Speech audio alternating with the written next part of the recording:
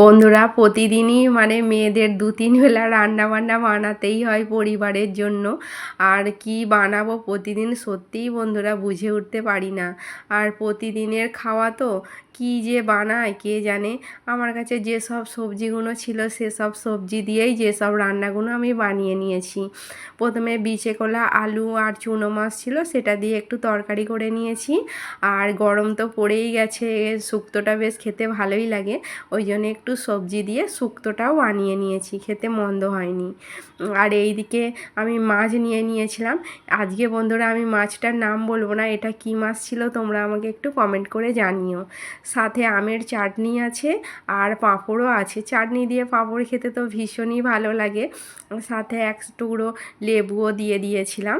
এইভাবে সব রান্নাগুলো আজকে আমি কমপ্লিট করে নিয়েছিলাম। তোমাদের কেমন লেগেছে লাঞ্চ থালিটা অবশ্যই জানিও। টাটা।